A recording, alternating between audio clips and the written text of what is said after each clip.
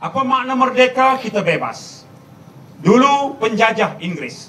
Kelantan pun pernah ditakbir oleh Inggris. Waktu itu Kelantan ada 3 jajahan. Mengkebang, Kota Baru, Pasir Putih. Pasir Putih terkenal dengan sejarah perjuangan Tok Janggut yang menjadi harapan rakyat. Kenapa? Kerana Inggris yang mentakbir Kelantan dari Singapura. Setelah dia membuat perjanjian dengan Siam, Siam menyerahkan Kelantan, Terengganu, Kedah kepada pemerintahan Inggris. Inggris di Singapura mengawal Kelantan. Cukai dia kutip. Cukai apa? Cukai lembu kambing, cukai ayam itik, cukai buah kelapa, cukai hasil hutan, dia kutip.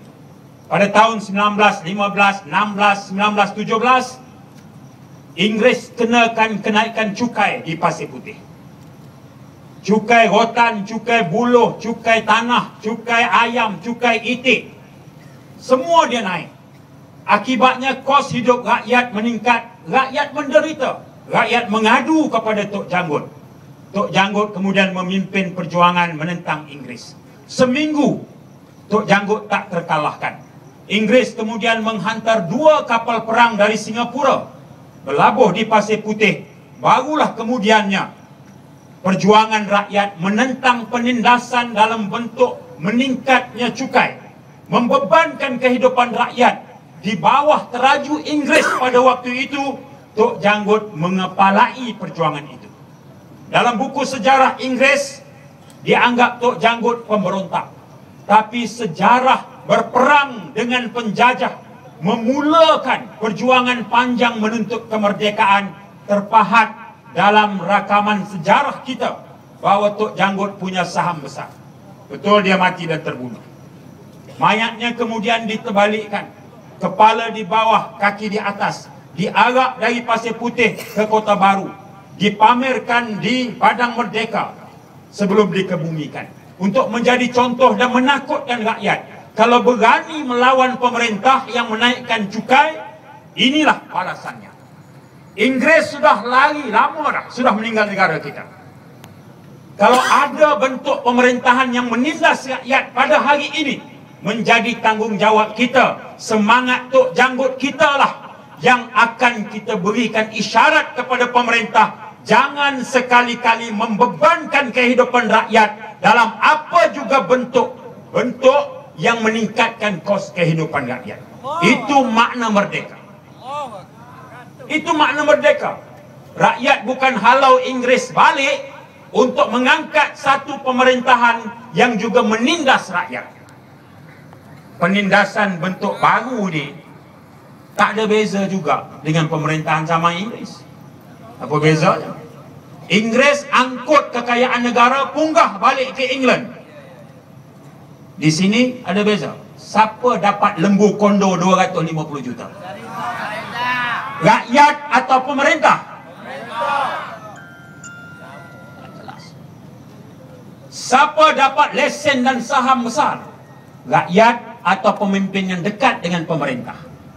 Apa bezanya? Kos kehidupan rakyat yang terus meningkat, pemimpin atasan terus senang lenang.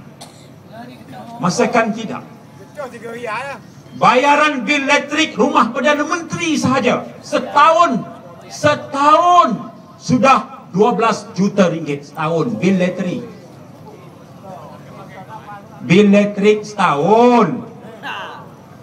Mana tahu Saifuddin, YB Zailah, Ketua Muslimat PAS Pusat, tanya soalan dalam parlimen. Perdana Menteri jawab.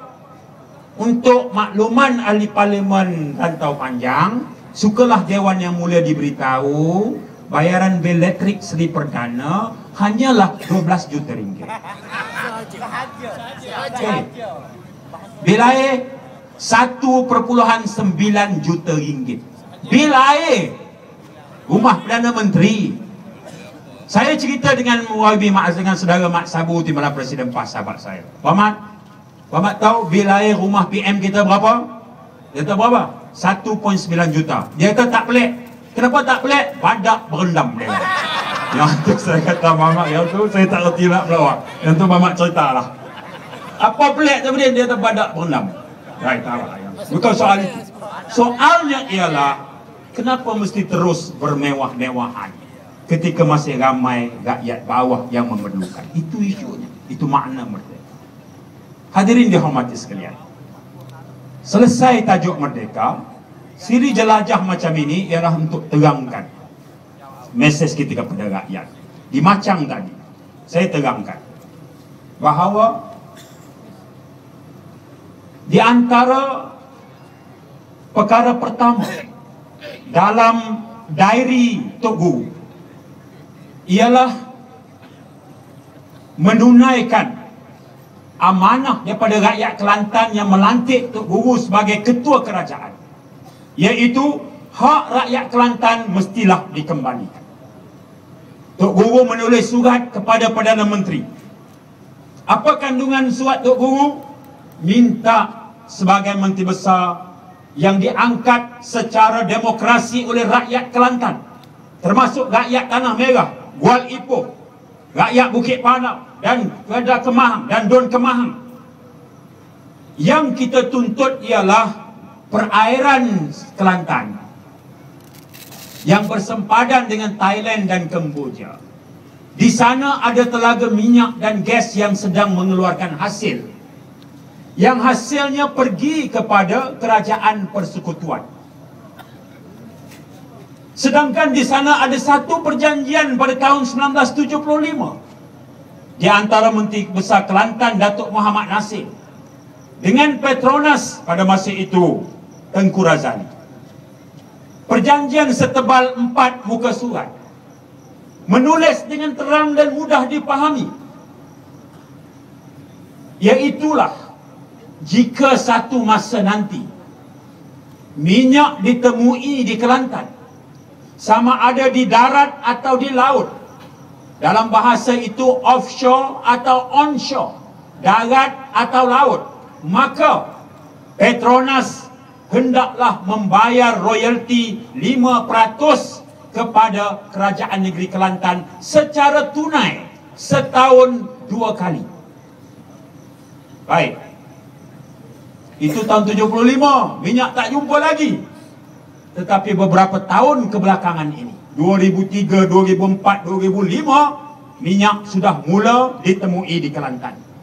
Secara senyap-senyap Petronas menggerudi minyak dan gas, kemudian jual senyap-senyap ambil.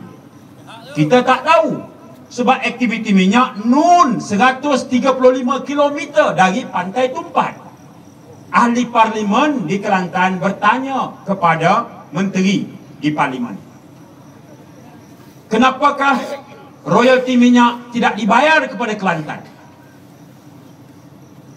Jawab menteri daripada Kelantan, orang baca Timbalan Menteri Kewangan, dia kata ahli Parlimen macam tak payah minta royalti Kelantan sebab di Kelantan tidak ada minyak. Itu jawapannya.